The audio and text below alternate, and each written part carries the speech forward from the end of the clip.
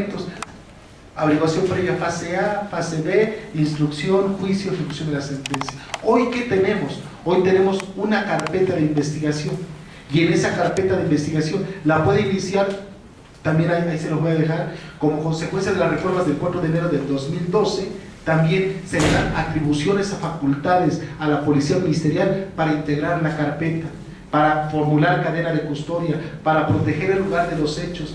El problema, ¿verdad?, es la preparación. ¿Por qué? Imagínense un policía ministerial embalando, etiquetando y analizando indicios, cuando hasta hace poco un policía ministerial, para ser policía ministerial, lo único que necesitaba era padrino.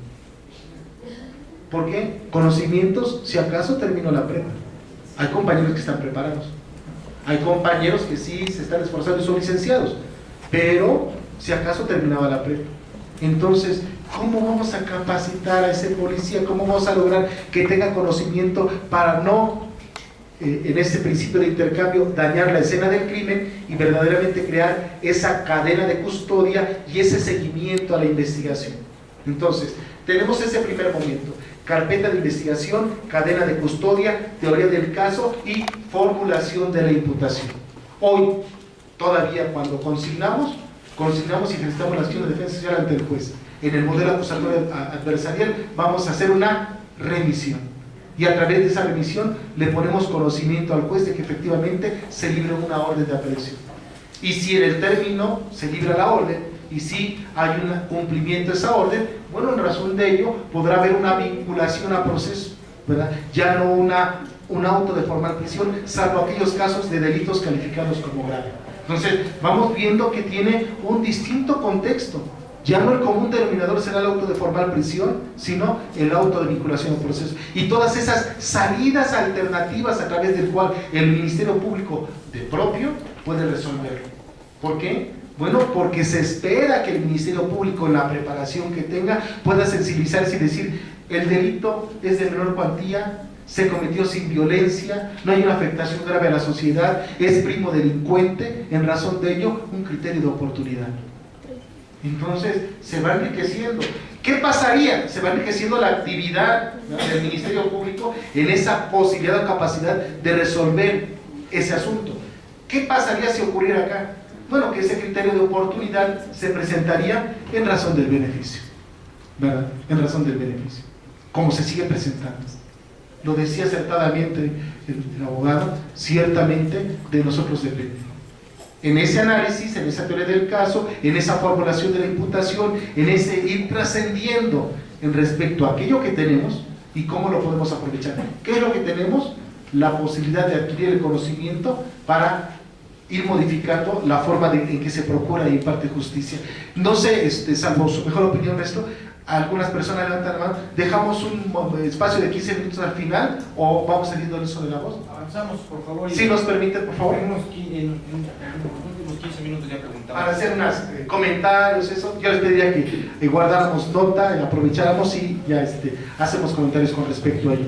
Entonces, ciertamente, en ese contexto llega la carpeta de investigación, llega la formulación de la imputación, el juez de garantías o el juez de control nos libra la orden, se presenta en un término también de 72 horas para resolver la situación jurídica, y una vez resuelta la situación jurídica del inculpado, le va a dar un término al Ministerio Público para que como se ha judicializado la investigación, le da un término para que investigue y señale qué pruebas va a agotar en ese término de 6 meses para formular o no la acusación e irnos a la audiencia de juicio oral.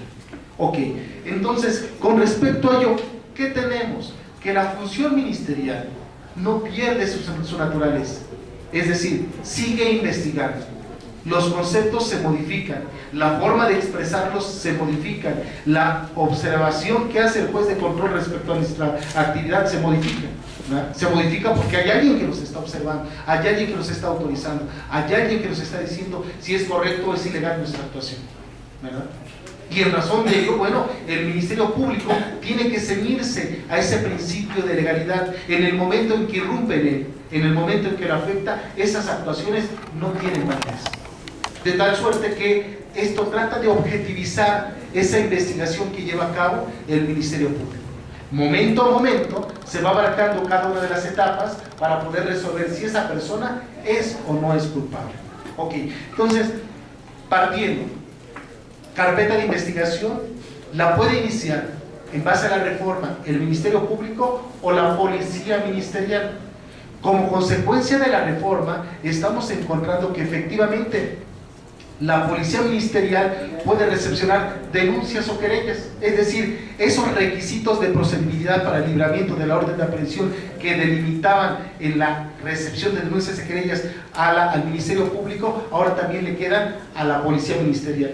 Y más allá, como consecuencia de la reforma constitucional en el nuevo modelo, esa carpeta de investigación, esa investigación del delito, le quitan al Ministerio Público el monopolio para permitir la acción privada, y como lo establece el nuevo código, lo podrán llevar a cabo los particulares en los delitos de querella necesaria.